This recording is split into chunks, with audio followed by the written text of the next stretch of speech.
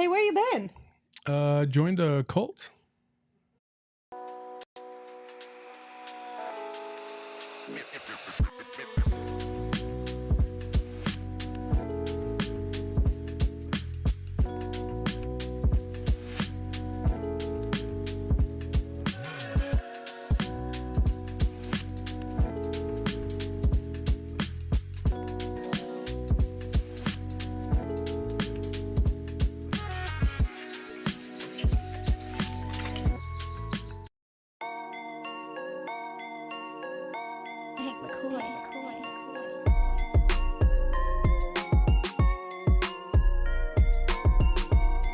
What's up, everybody? Welcome into another episode of the PHNX Suns podcast. I'm Lindsay. That's Saul. That's Gerald. That's Espo.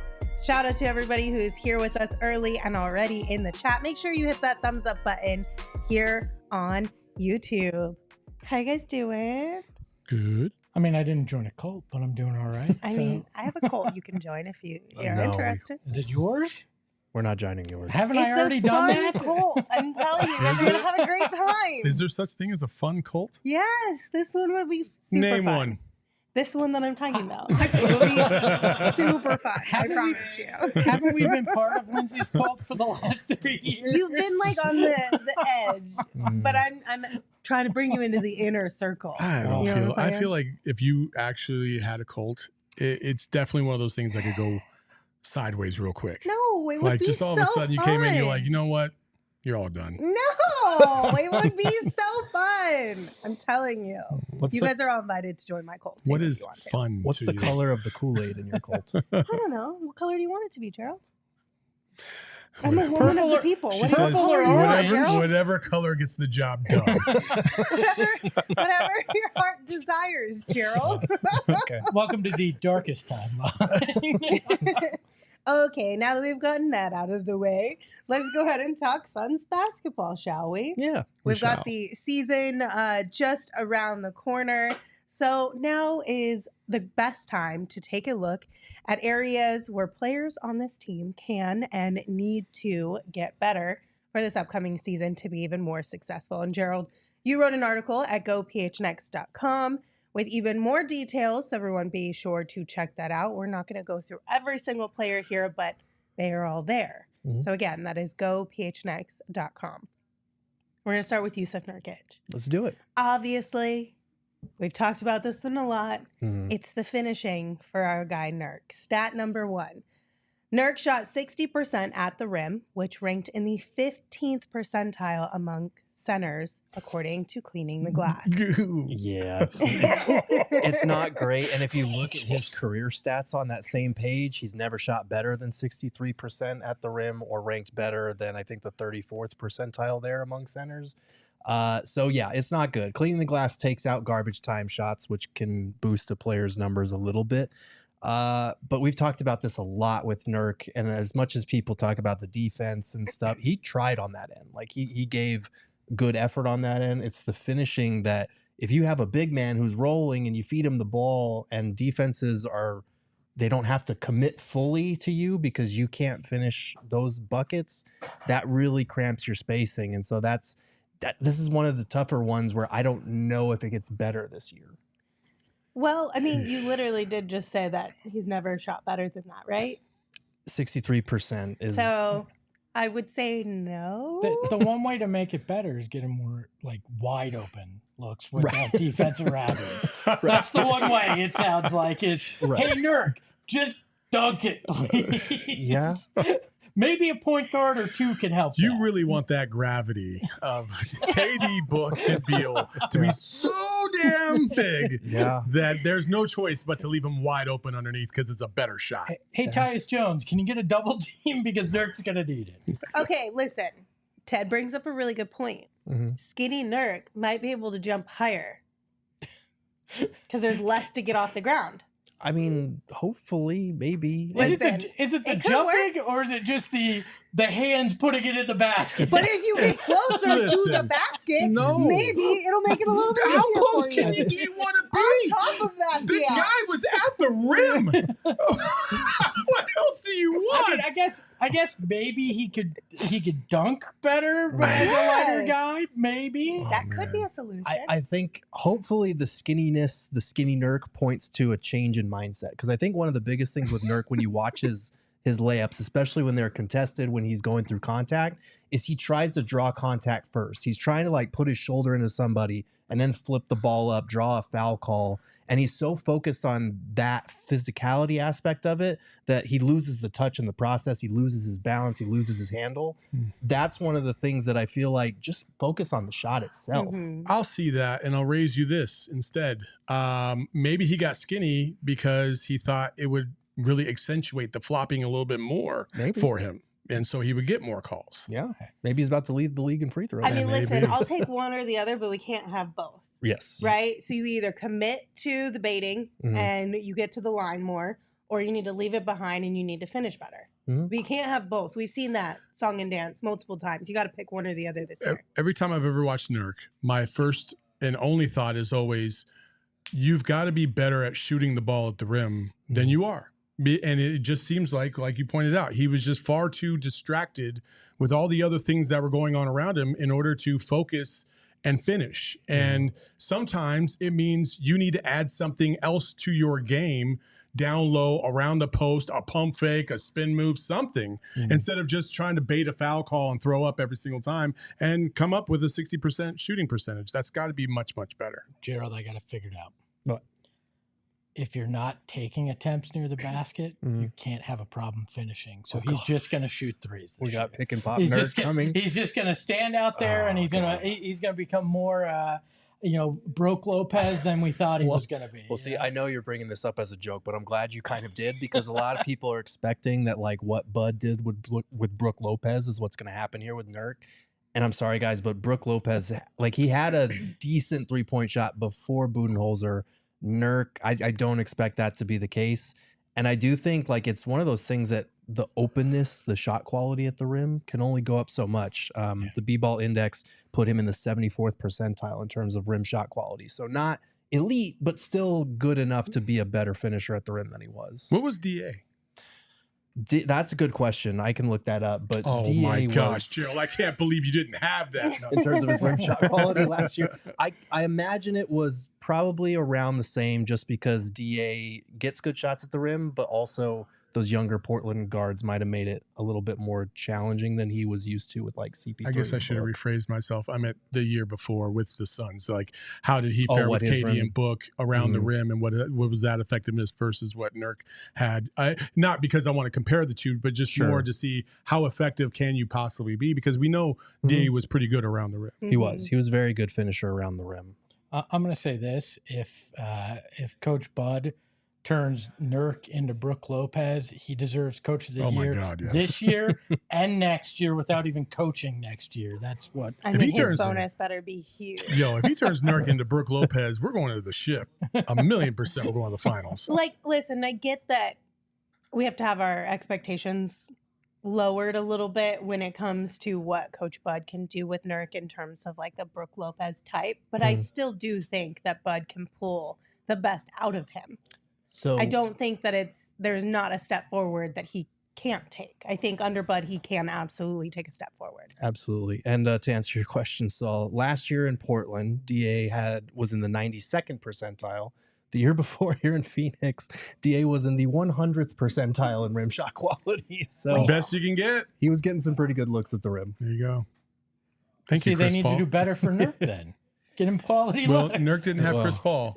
That's fair. I will say that. And DA was also a lob threat, which kind of helps in that regard. Yeah, well, I mean, you can lob it to Nurk. He's just not going to touch it. But well, maybe now he can, because he lost all that weight. Skinny Nurk might be able to jump. There you go. You never know. You never know. He's just got to put in that Nurk. He needs that SNL. The skinny Nurk lob. All right. Next up, we've got Grayson Allen. Grayson Allen, where he can strive to improve this year, quote unquote, is just getting acclimated to that 6-man role. I mean, we all know Grayson Allen performed wonderfully for the Suns last year. The stat we have here to start us is over the last 4 years, Allen has started in 243 of the 263 games he's played in. Yeah, and this is interesting to me because I didn't even phrase it as embrace your six-man role, but get acclimated to it, because I think Allen is going to come into this, like he and Tyus Jones played together. He's going to be supportive of Tyus kind of taking his starting job most likely. I think it's just a matter of, like, when you've started that many games over the last couple of years, you've gotten used to being in a rhythm. And especially as a shooter, we've seen guys who, when they're in the starting lineup and can take more attempts, get more wide open looks playing next to the big three, it helps with your rhythm as a shooter. That's going to be an adjustment coming off the bench, even if he's going to be one of the main scoring options for the bench unit. So I think adjusting to that six-man role is going to be interesting, because last year, like, that starting lineup was their best lineup, plus 11.1 net rating. He had a career year shooting the ball. They rewarded him for that, and he rewarded them for their trust and the spacing that he provided. So it was mutually beneficial. Now he's going to have to build a similar synergy with a different group of guys. I think the other thing is the consistency. The variation from having 32 points in a game to 4, like that vast difference of point scoring is just, I hope that he can improve and get a little bit more consistent. And that means some games you got to take a few more shots when they're there. And sometimes he's deferred a little too much, especially when he was feeling pretty good. And then other nights, obviously, if you have 30 in a game, nobody's going to complain about that. But I don't feel like the drop off should be as significant. If you can at least give me 10 a game, no matter what, I think we'd all be pretty happy with that. I know he averaged about that, a little bit more than that, but there was a lot of games where he had single digits, or, maybe he was 1 for 8. But then he combated it with the other games where he was like, 16 to 20. And it's just like, okay, well, let's balance that out a little bit. I mean, whoever's the lead guard out there in that second unit that's with him needs to get him shots early. I think that'll be key, because to your point, it is different to find that rhythm. So getting him some looks early on in his time on the court hopefully can help him expedite finding that rhythm early in those moments. And I do think it's on Bud to find pockets where he can put Grayson out there with the starters as well, because that group does have good chemistry.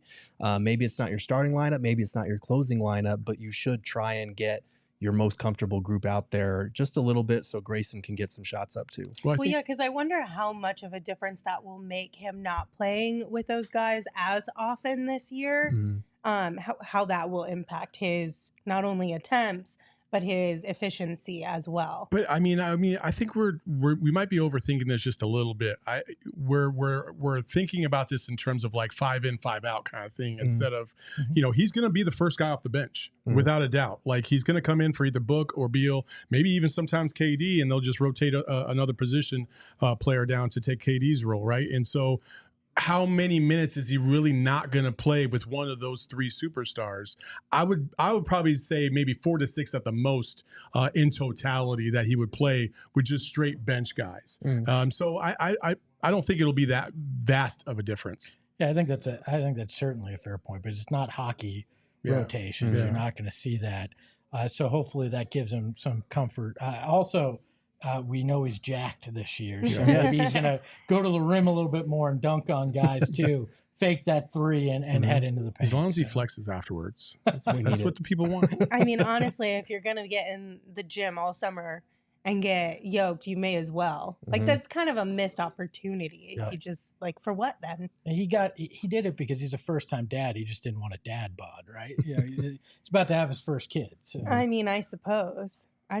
But I am excited for Grayson Allen just to kind of see the I don't know, what the next chapter looks like with the Suns with him, because he is going to be the one who has a little bit more of a different role this year, I think, than anybody else really on the squad.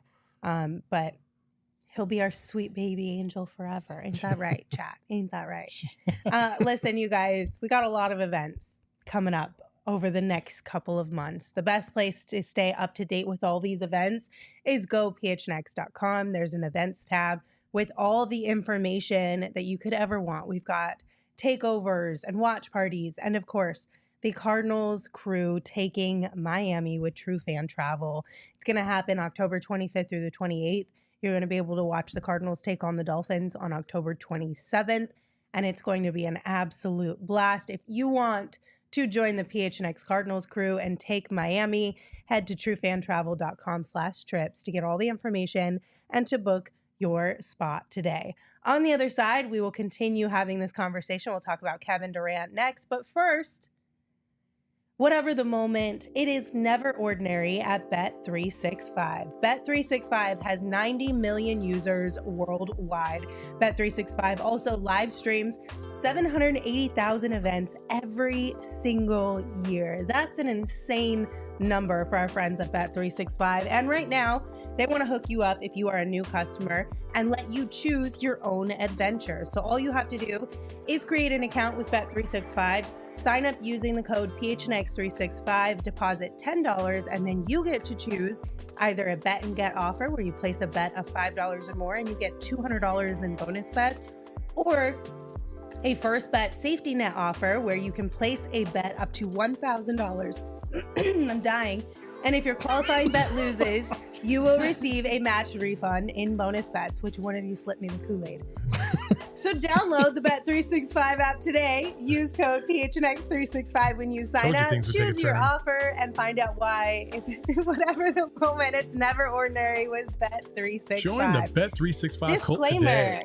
Must be 21 and physically or older and physically located in Arizona. If you or someone you know has a gambling problem and wants help, call 1-800-NEXT-STEP or text NEXT STEP to 53342 or visit problemgambling.az.gov.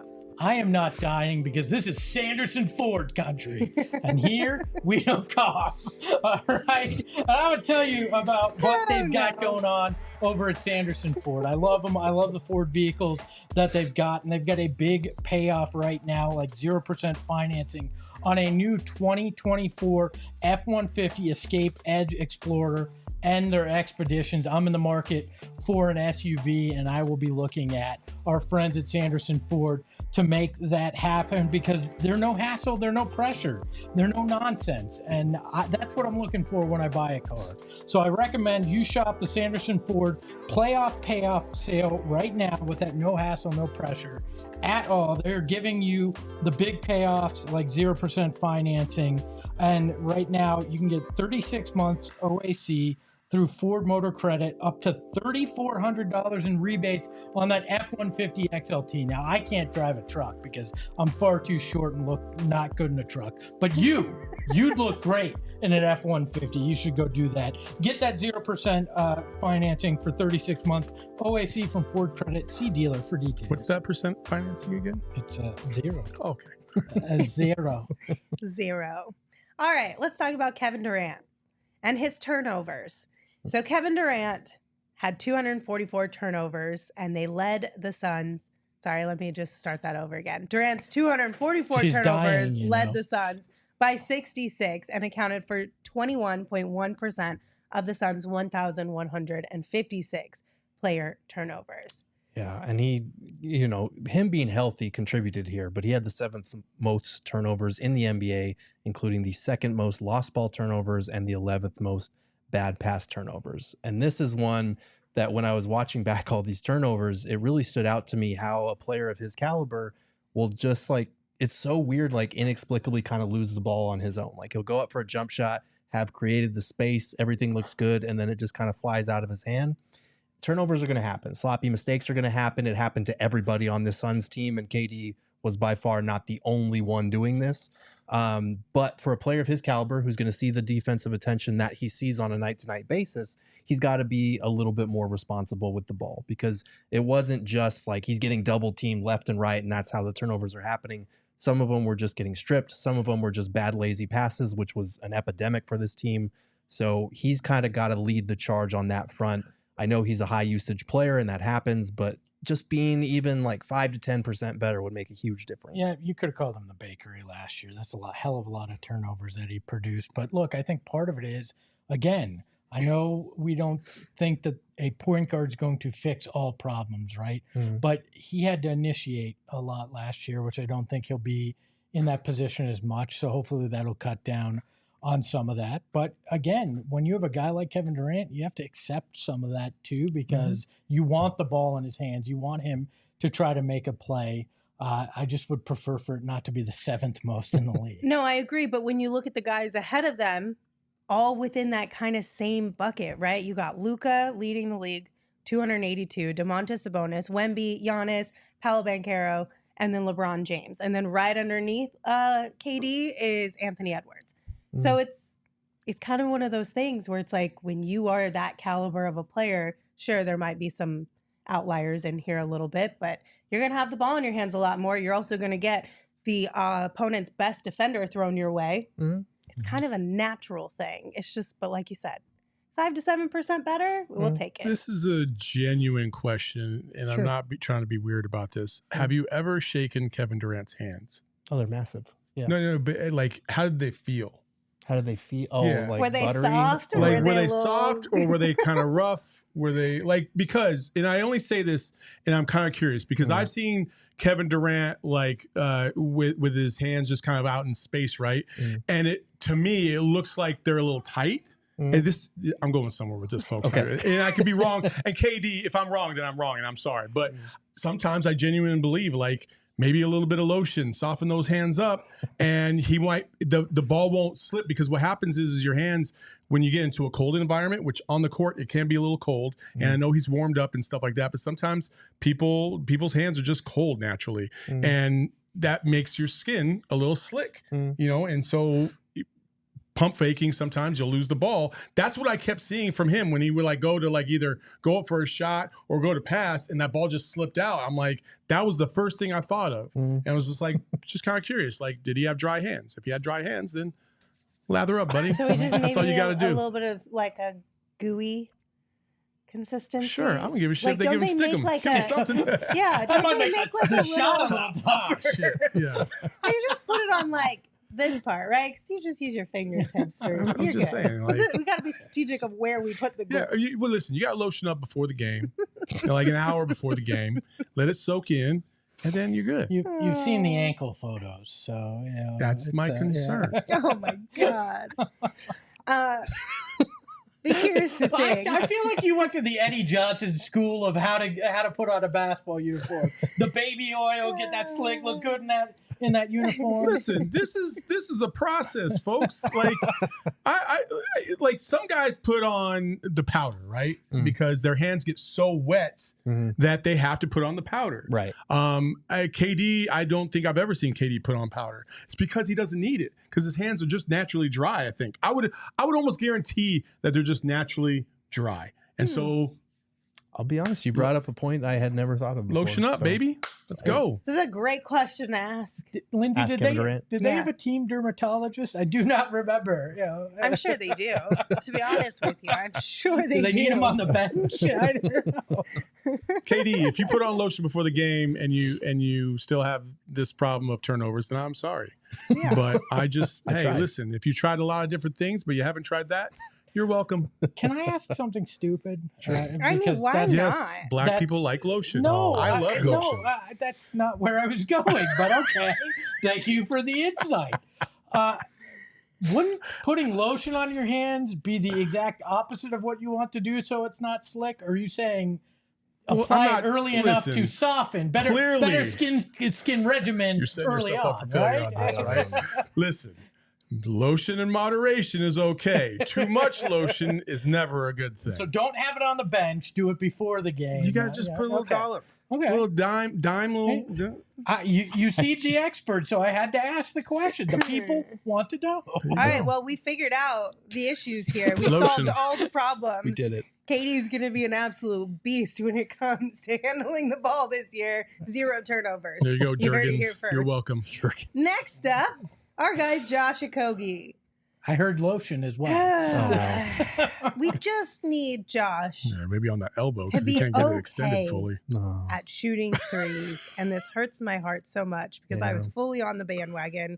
Josh Okogie shot 30.9% on 1.6 3-point attempts. So last year. one might say he was not a what? Okogie has never shot better than 33.5% from 3 in his 6 years. He was not a He knockdown was three-point not a shooter last year. knockdown three-point No. shooter. No. His career average from deep, 29.3%. Yeah. This one's tough because Okogie can legitimately help the team with his defense. I went through a whole bunch of different stats where he's like 85th percentile or better on the defensive end.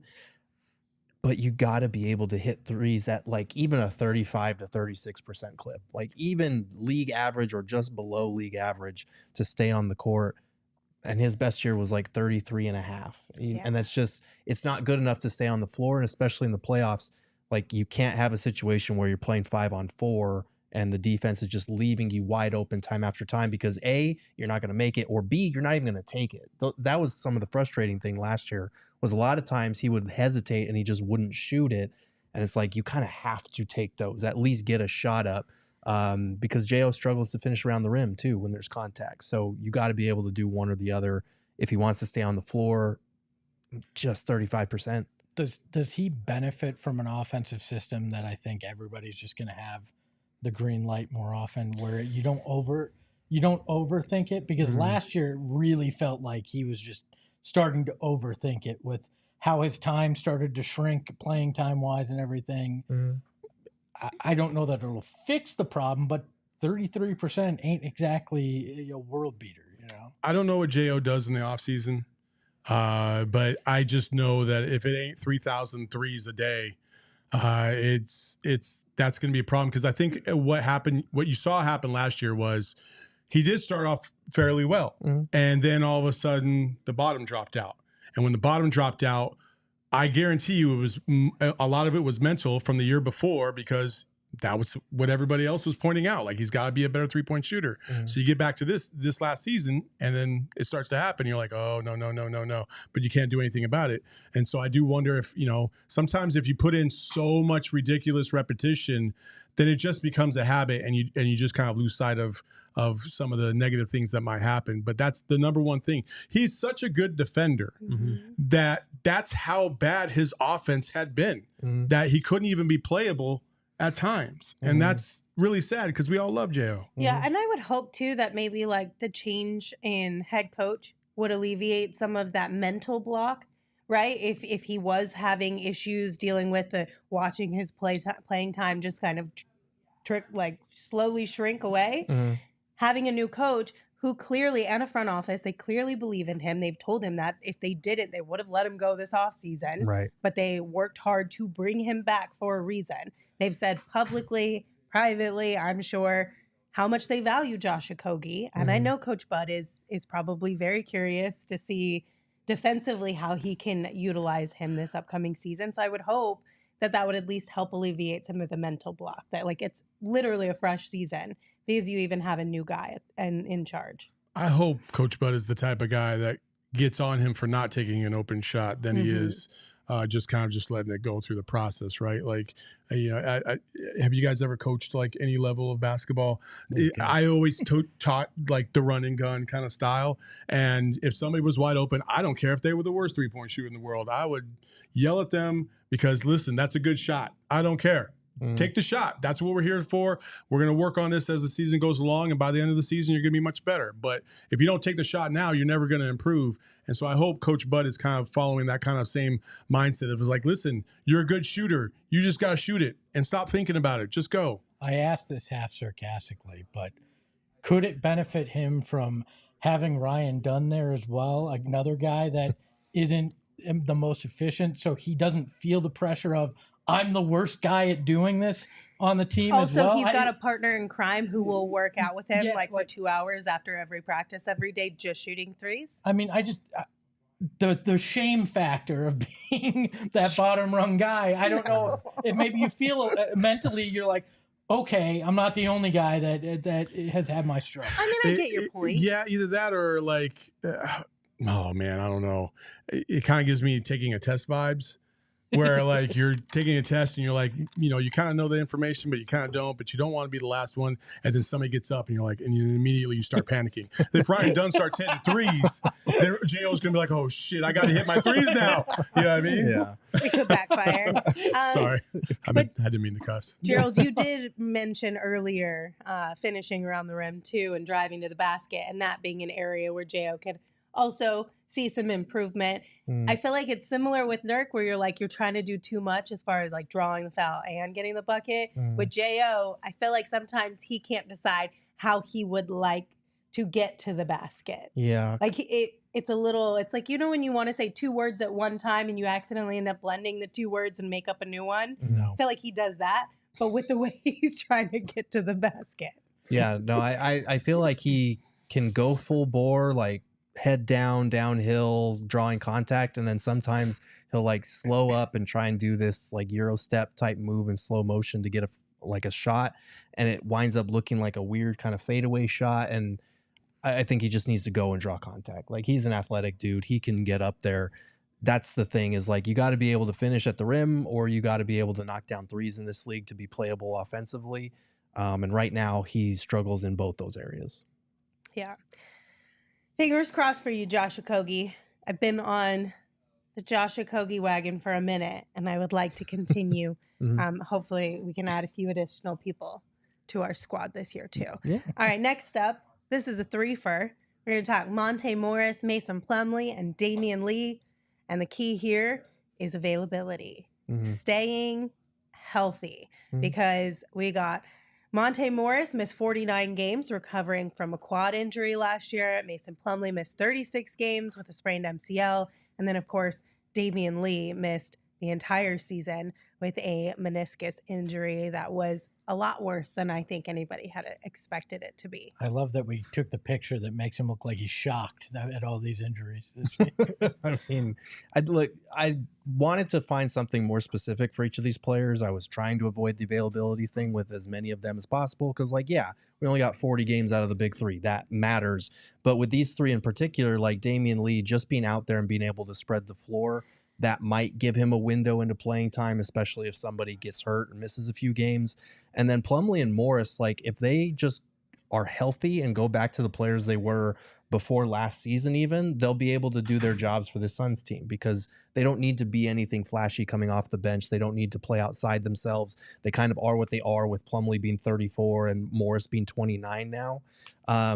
But if Plumlee can just stay healthy, he can be a good screen setter, an active rebounder, a rim deterrent, even though he doesn't get that many block shots. And then Morris can just run some offense, hit some threes, get to the mid-range when he wants, and set other guys up as another assist-to-turnover ratio god. Like, that's all they need. For me, Plumlee and Morris just have to maximize those minutes, because last year's bench was far from doing that. You know that especially with Tyus Jones now, those minutes for Monte are not going to be as robust as we originally thought. So when he's out there, he has to just, play within himself, get those assists, and maximize that. Plumlee the same. Take care of the ball when you get it, finish, and be effective on defense in those short stints. And this Suns team will be significantly better than last year, because you'll have a bench unit you can trust.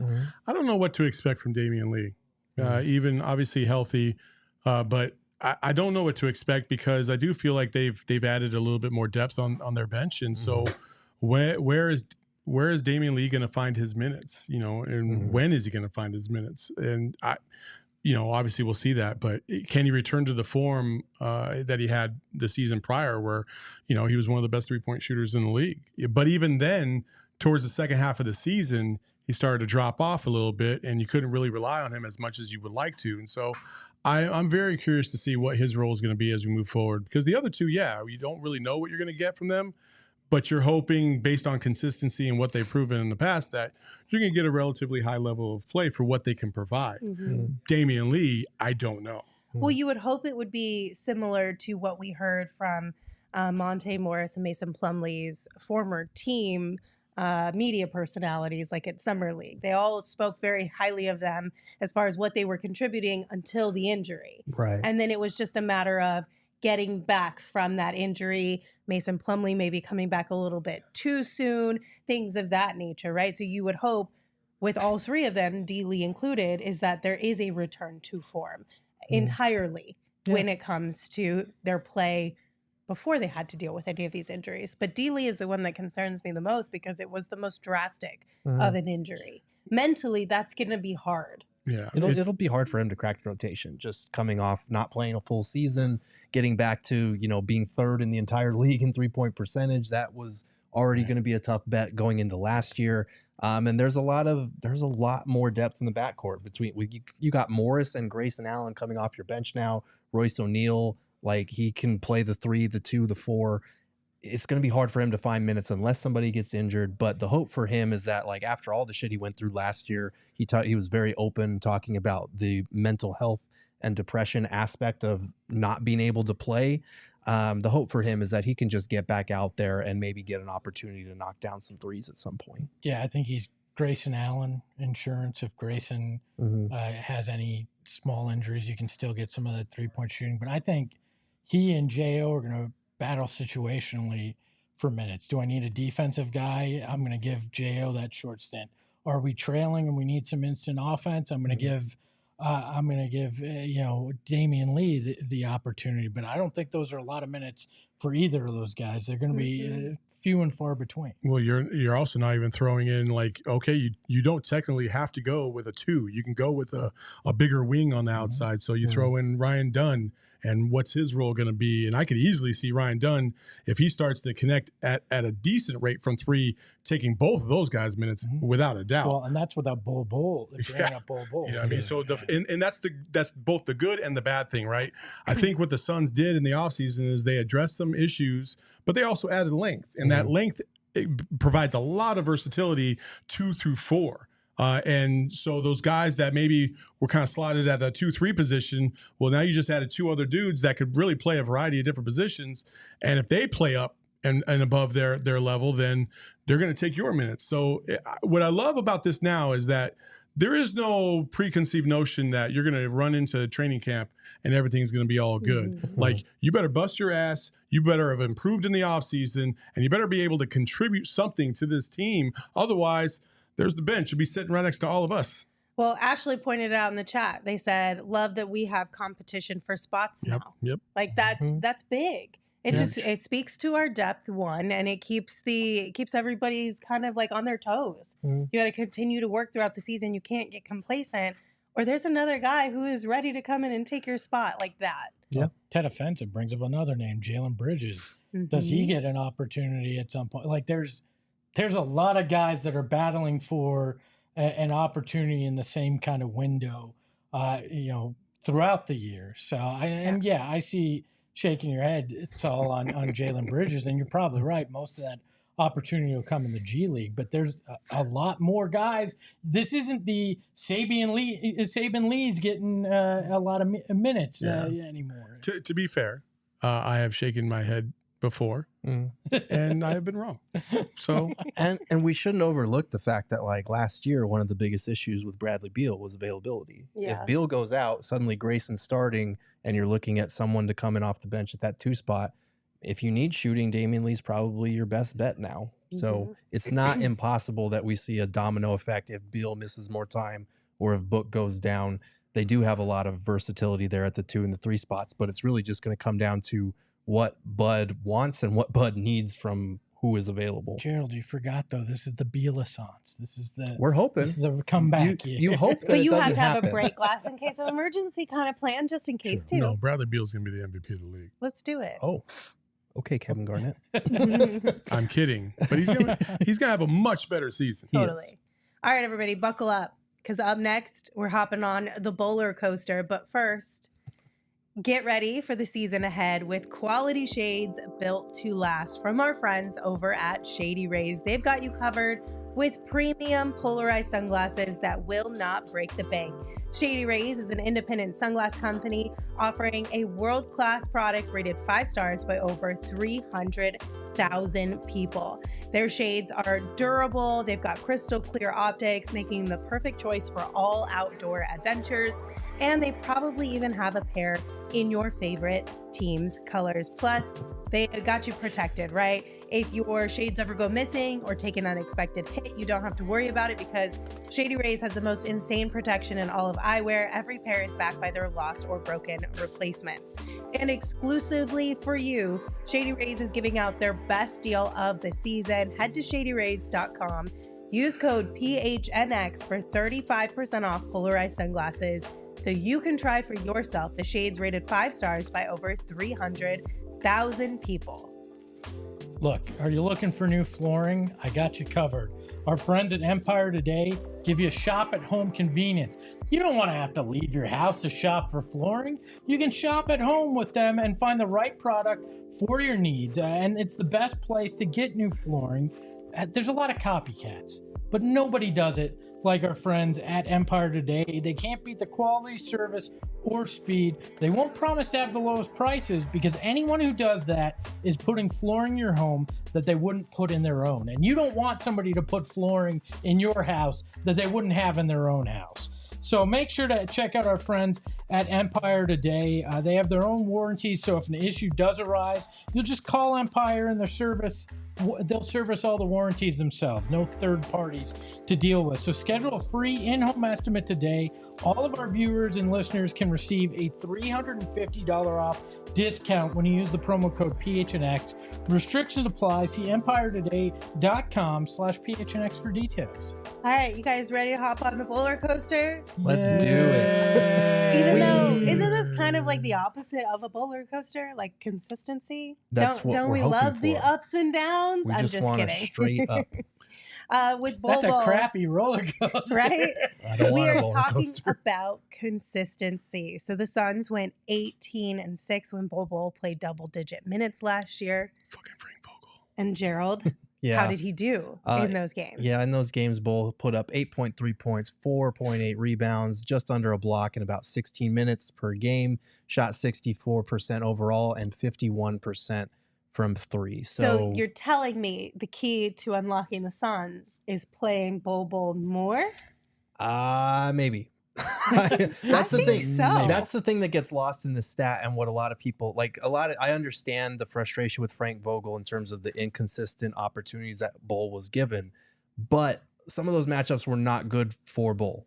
And this is the year where you're going to have to play him through matchups if he's going to be a thing. He can't be a matchup dependent player, which is why I chose consistency for him. He has to be able to stay on the floor regardless of who your opponent is, because last year that was not the case. And that's why in the playoffs, we barely saw him because Frank Vogel didn't trust him. I want to be able to trust Bull. I want Mike Budenholzer to be able to trust Bull and him to be able to do what he did in those sample sizes where he actually played good minutes throughout the season. I agree on consistency. I need to know what I'm using you for. Like, I feel like Bull's role, God, that's tough to say.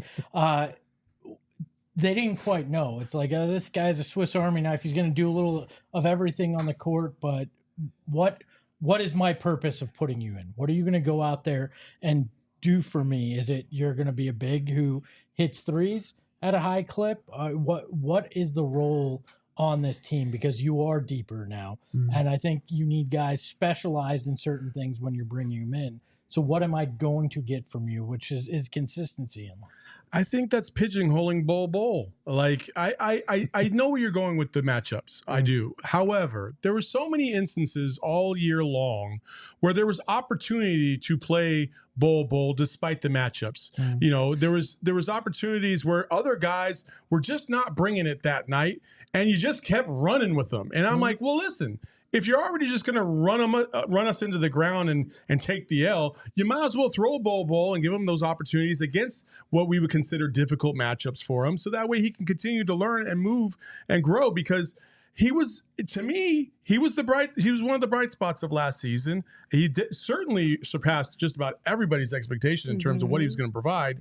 And the frustrating part is like, when players have good games, one of the worst possible things you can do to reinforce that great performance is to bench them the next game and never let them see the floor a single minute. And that's what I absolutely detested about that coaching staff last year and how they operated with Bull. I get matchups, I get high level competition, but listen, when the guy actually exceeds the expectations, does everything you want him to do in a certain game, and then you reinforce that negatively by benching him and saying, yeah, that didn't really matter.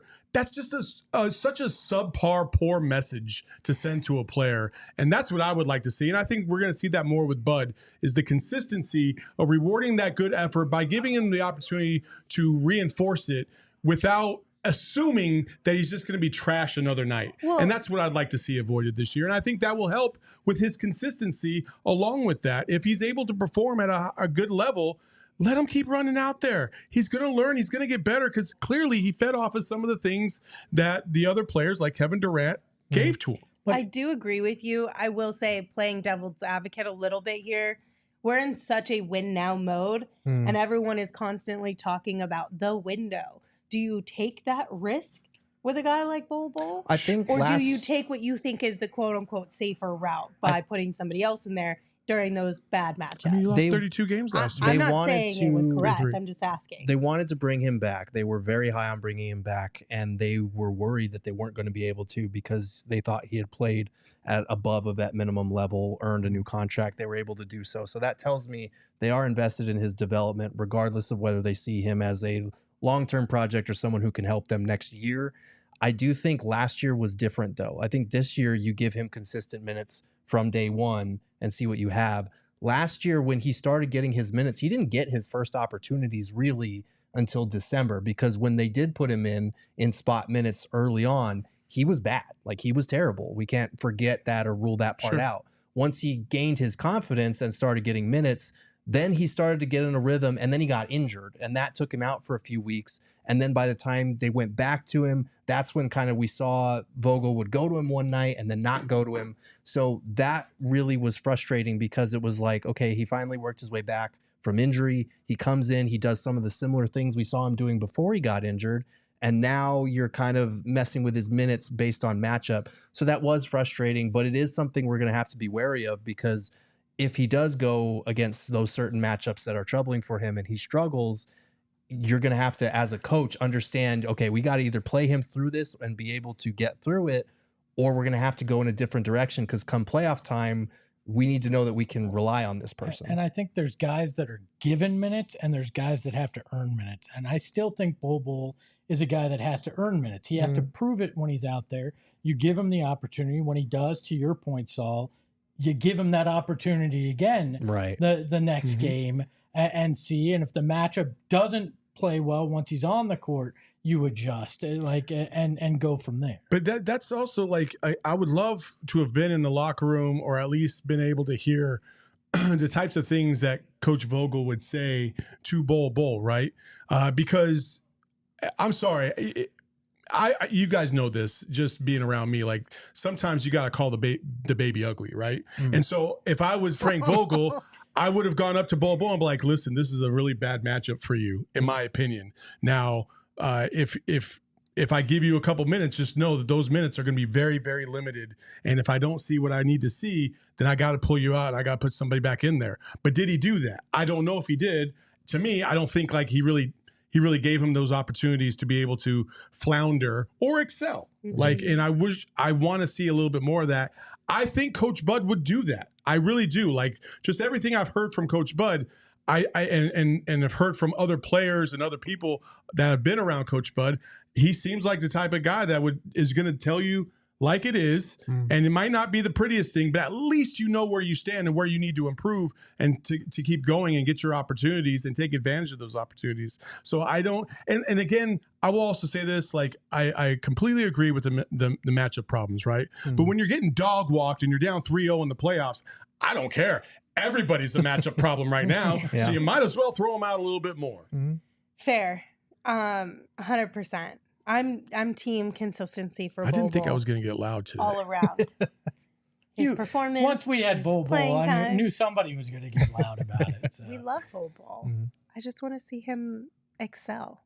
All right, next up, Devin Booker. And we're talking defense. So last year, the Suns were 1.7 points per 100 possessions better defensively when Booker rested. And truthfully, that's not that terrible, because when you look at the eye test, it felt a lot worse last season. It felt like he regressed. He was in the 23rd percentile in perimeter isolation defense and 25th percentile in help defense talent.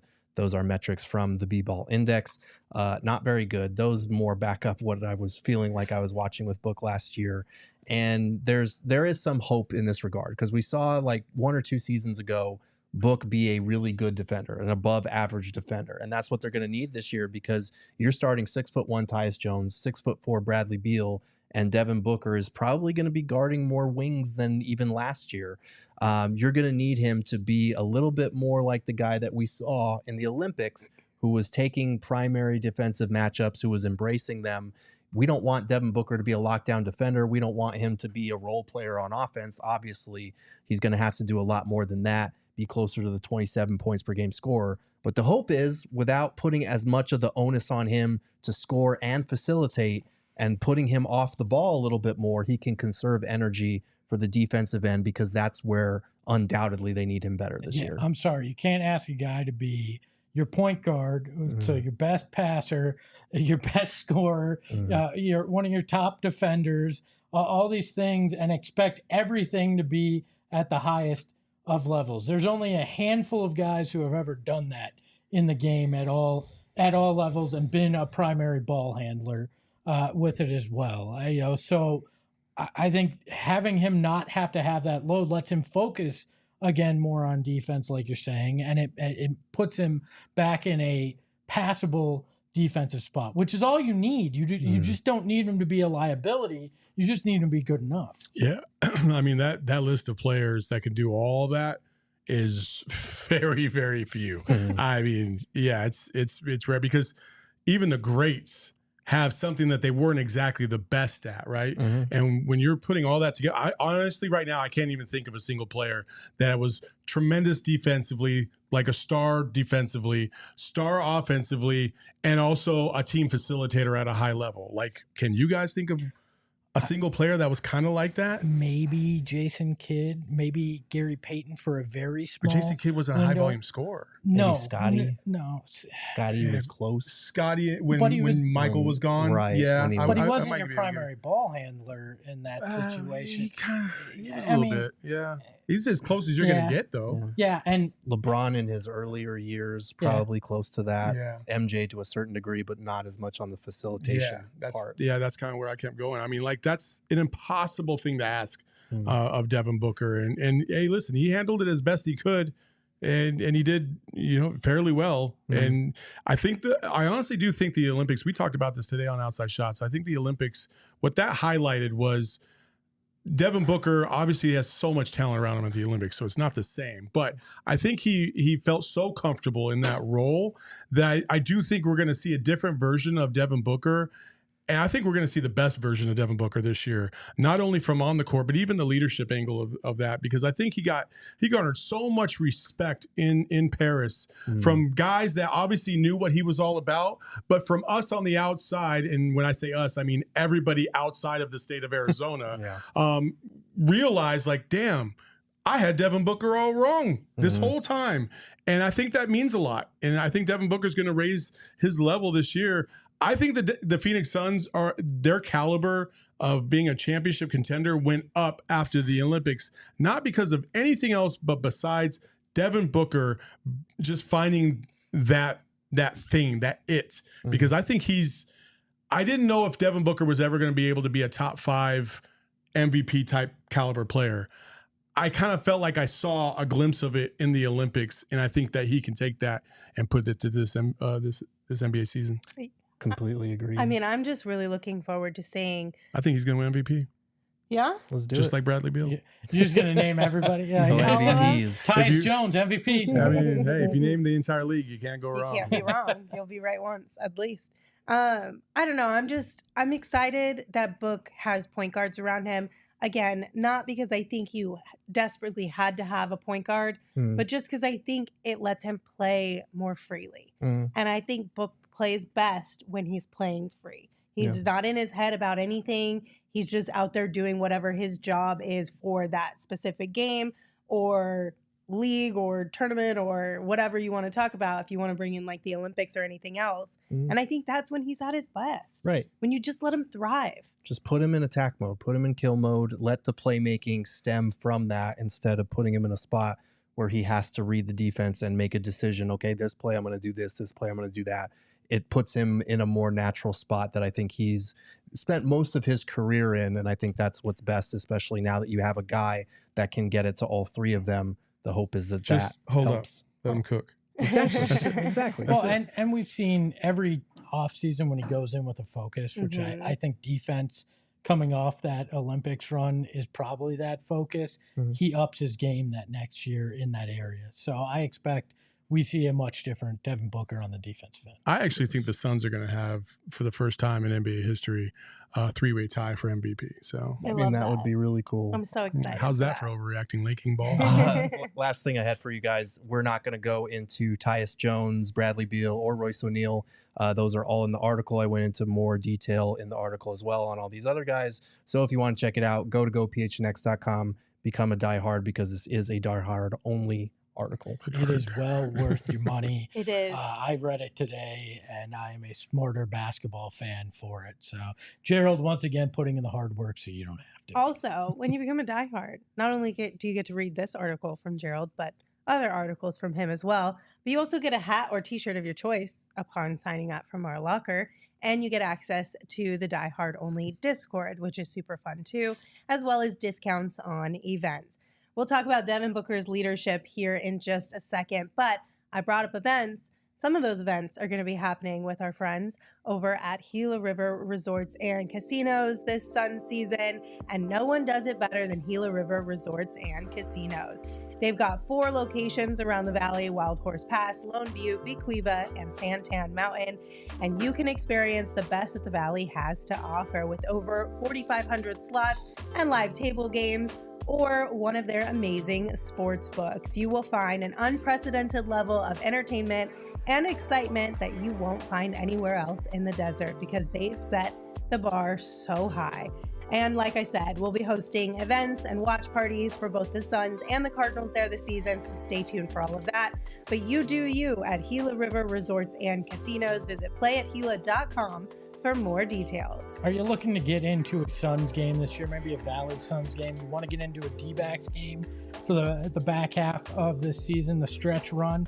Game Time has you covered, and I got to tell you about their new feature. It's called Game Time Picks, and it makes getting tickets to your favorite event that much easier. It filters out all the fluff to show you only the incredible deals on great seats, so you don't have to waste your time searching through thousands of tickets. None of us have the time for that. So use that Game Time Picks feature. I highly recommend it. They're going to get you the best deal on tickets to go see your favorite team. They have all-in pricing, which I love, seat views, which you can see exactly what your view is going to look like out there as well. And they have the lowest price guaranteed, or Game Time is going to credit you up to 110% of your purchase price. So they will put extra money back in your pocket if they don't have. You know what's even better too is I used it this last week, and I bought 2 tickets like a month ago for the U of A game, and then my kids were like, "Hey, Dad, we want to go to the game," and I was like, "Oh, damn, I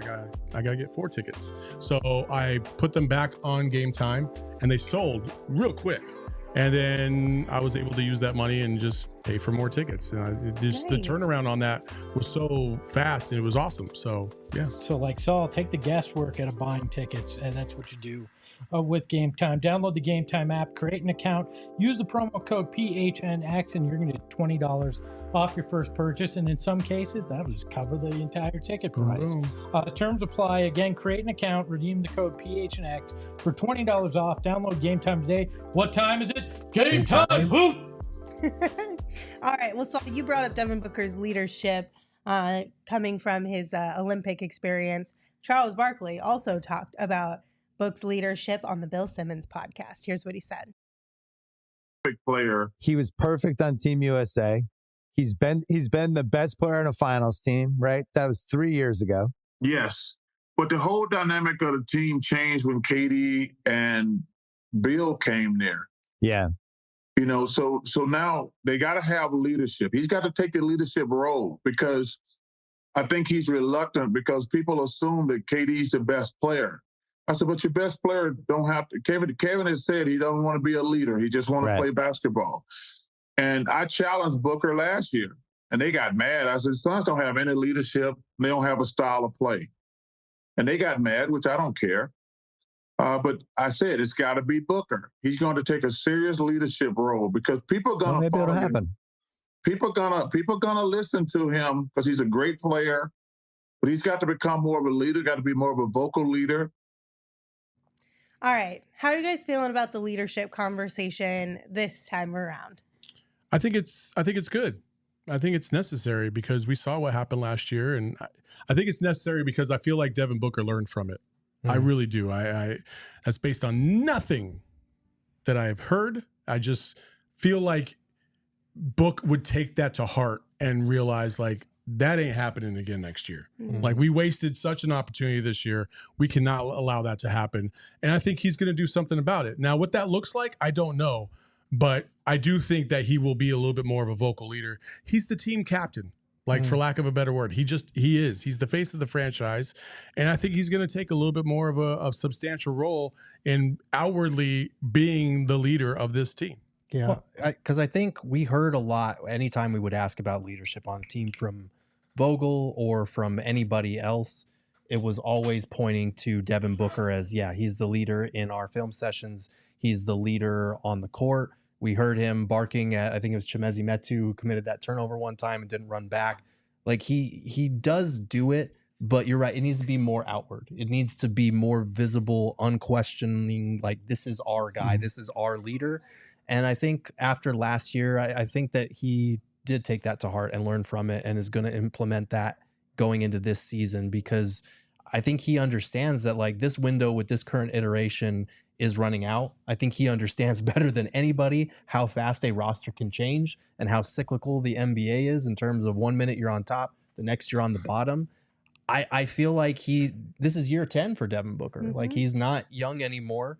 And so now he's in the midst of his prime. This is his team. It's been his team for a decade now. I think it is time to take that active leadership role and own it even more so than we saw last year. Well, I also think the awe of having KD on your team and playing with that guy that you idolized as a kid goes away after doing it for a full year, right? Like I felt that way my first year working with Al McCoy and being on his broadcast. Oh, I thought you were gonna say me. But by the second year, it was like, okay, that's Al, right? That's a guy I work with, and you hope that that's where Devin Booker's at. Is I don't care that you're Kevin Durant. I'm going to be a leader, and if I have to say something to you, I have to say something to you. That's just the way it is, and that's the way we're going to have to deal with it. And you can either respect it or not, right? And I think that's the key. But my bigger problem with this is, did you guys see what Chuck looked like during this interview with friggin' Bill Simmons? No. He looked like if Mars Blackman was in his 70s. He had the big glasses. They were on his face. He's leaning real close into the camera. Like it was, Chuck did himself dirty on this Zoom call with our friend Bill Simmons. He's chilling. He don't care. Am I the only one that is kind of like done having this book leadership conversation? No, I'm not trying to throw shade. I'm just like, he is in year 10. I think Book is who he is. I think he is a leader in his own ways, by example, probably behind the scenes, calling people out. He's not going to be that guy who, and you even saw, like you were talking about with Chimezie Metu last year, like you're seeing pieces of that. And sure, might be a little bit more, but Book is never going to be a Chris Paul. He doesn't have to be. I don't think he ever will. He's just got to be more than what he's been the last couple of years, because Chris Paul's not there. Monty's not there. We saw there were questions about the Frank Vogel leadership component. We heard Kevin Durant, when we asked him who's the leader of this team, he pointed to the coaching staff. Kevin Durant has never been that type of vocal leader. Book kind of has to be just by default, because Kevin Durant is further along, more accomplished. He's the better player. Devin Booker is the face of the franchise. He's been here the longest. He is the one that can command a similar level of respect, but do it in a way that, like, look, man, I've been here for 10 years. Like, I am the Phoenix Suns. This is how this shit goes. This is what I need from you. He's got to be more. The Devin Booker, to me, hasn't really had the opportunity to be that guy, except you can make an argument around that bubble season. There wasn't a ton of veteran-led talent on that team, and he was kind of that guy, and he could have been a little bit more demonstrative. But then before that, he had a lot of veterans on his team. Whether the team sucked or not, doesn't matter. He had veterans on that team that were leaders, right? Tyson Chandler and those guys. And then after that, Chris Paul comes in, and he kind of takes the reins on that. And then now it's KD and him and Beal. And so I do think that there's a kind of a feel it out process, just like with Point Book. At first, everybody hated Point Book. They were like, no, this is not what anybody wants to see. And he got better and better and better with it. And he developed, and he got, he was solid. I think the same thing can be said about leadership. I think it's in him. I've seen him behind the scenes, challenge guys and get after guys and kind of advise, give guys advice and stuff like that. I've seen it. Like, so I know it's there. It's just not in the middle of a game. And I think the game aspect is what people kind of take for granted.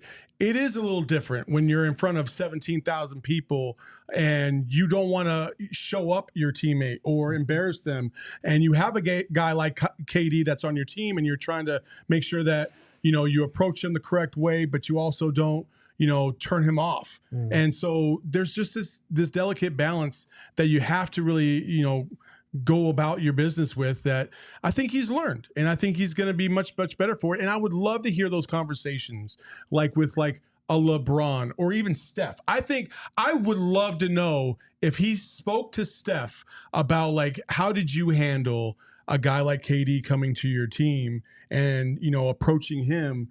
And then when he left, how did this go? There's so many guys that were on that Olympic team that have had superstars come to their own team that I'm sure he learned a lot from. And so I would love to know if he learned anything from. I get that. All I'm saying is every time we have these type of conversations, it makes it seem like, and this might be me being defensive here, but it makes it seem like Book's not leading at all. And I don't think that's true. No, it's not by true. No, even the true at all. slightest bit. No. I think Book is absolutely leading behind the scenes. He's doing all the things that you talked about, that you saw. We've all seen that before at practices, in different situations. I just think people want him to be more public about it. They want him to be more public about it. No, outward. I think it's public, honestly. Because you do get those things behind the scenes. You just don't get them in your face. Look, Chuck also, I take it with a grain of salt, because there's the KD bias that comes with Chuck and all these things as well. So he was going into it with a clear, Kevin Durant's not going to be that guy kind of push. Like we know where Chuck was coming from, that whole angle with, and again, we've talked about this so many times. I'm sick of it to a degree as well, in terms of there's different types of leadership, all that stuff. With Book, we do need it to be more demonstrative. We need it to be more outward, and we need it to be more resonant, I guess, this year, because last year it was his first year without Chris Paul, without Monty. That's a learning process. It was his first full year with KD. Now that you have all that under your belt, okay, it's go time now. Well, I guess we'll find out one way or the other. I brought too much heat for you guys today. Sorry. But the cameras are overheating and they're texting me telling me we have to leave. So bye, everybody. Thanks for hanging out with us. Yeah. I know. I was going to. You little stinkers. Speed it up, Lindsay. Hit that like button if you're here with us on YouTube. Rate, review, subscribe wherever you get your podcasts. And, of course, give the show a follow on social at PHNX_Suns. You can also follow me at Lindsay Smith AZ. You can follow Saul at Saul_Bookman. You can follow Gerald at Gerald Bourget. Don't forget to read his article at GoPHNX.com.